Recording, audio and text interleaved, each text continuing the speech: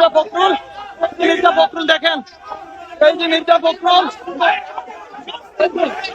এই যে দেখেন জুলাই সন্ত্রাসীরা, এই যে দেখেন জুলাই সন্ত্রাসীরা, এই যে দেখেন ডিম মারছে, ডিম মারছে, ডিম মারছে, ওই ডিম মারছে রে, ওই ডিম মারছে, আয় হাই রে, ওই পাশে কি রে, ওই ফোকা ডিম মারছে রে, ওই ফোকা ডিম মারছে, ওই ফোকা ডিম মারছে, চুতলিং পঙ্গেরে, ওই চুতলিং পঙ্গেরে ফোকা ডিম মারছে, ওই ফোকা ডিম মারছে, আয় হাই, ওরে ফোকা ডিম, ওই ফোকা ডিম,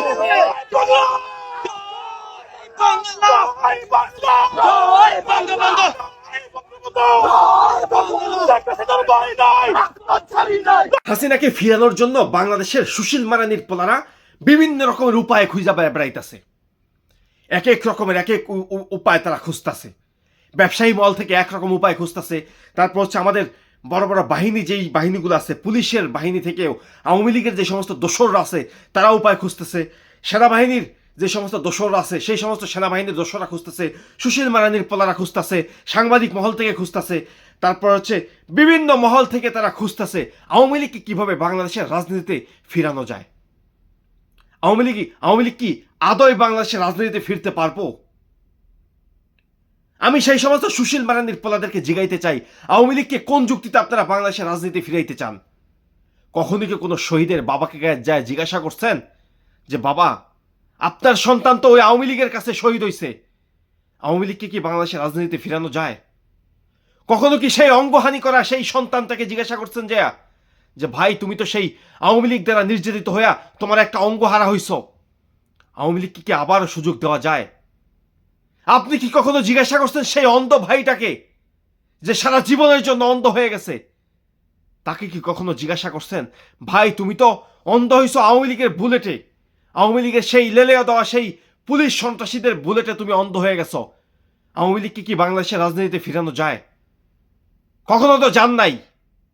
শুধুমাত্র নিজেদের স্বার্থ উদ্ধারের জন্য, নিজেদের পকেট ভারী করার জন্য আওয়ামী লীগের কাছ থেকে বান্ডিলে বান্ডিলে টাকা খায়া বাংলাদেশে সুশীলগিরি করতেছেন।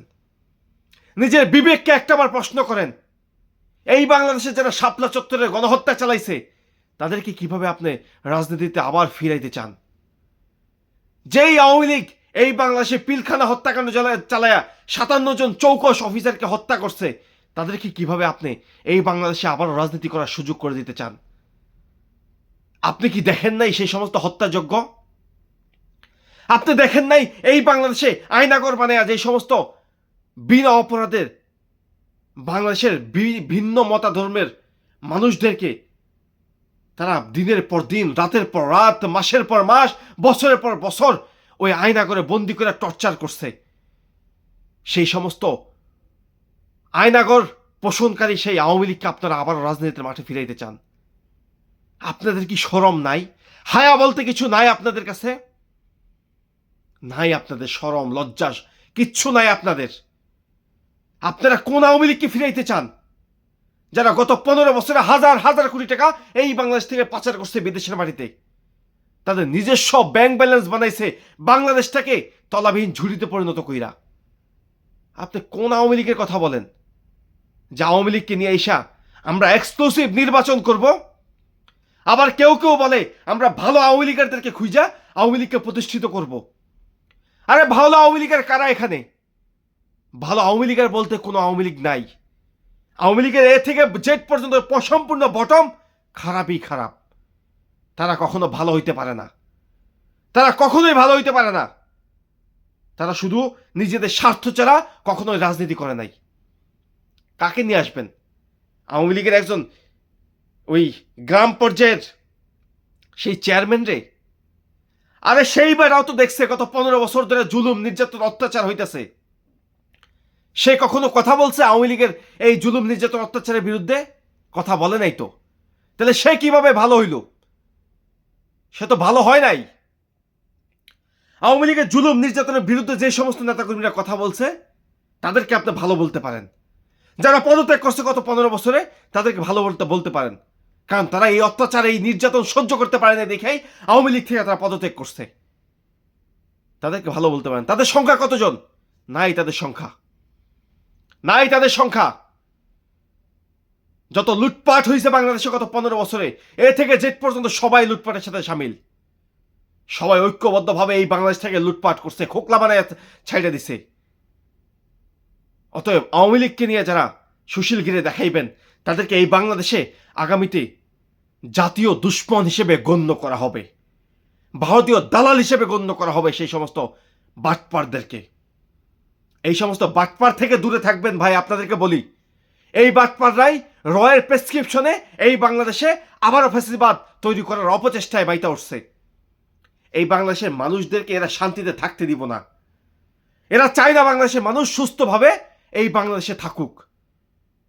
অতএব এই সমস্ত বাটপারদের থেকে দূরে থাকবেন। No Awami league in Bangladesh, এটাই হোক আমাদের পরবর্তী স্লোগান। বাংলাদেশে আর কোনোভাবে ফ্যাসিবাদ ওই আওয়ামী লীগকে রাজনীতি করার সুযোগ করে দেওয়ার যুক্তি আমরা দেখতে পাই না।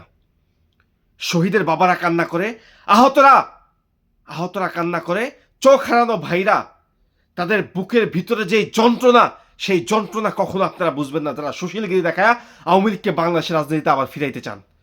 অতএব দয়া করে আপনাদের কাছে মাফ চাই, ওই সন্ত্রাসী গোষ্ঠীকে বাংলাদেশের মাটিতে আর ফিরে আনবেন না। আপনাদের স্বার্থের জন্য নিয়ে এসা বাংলাদেশটাকে ধ্বংস করবেন না।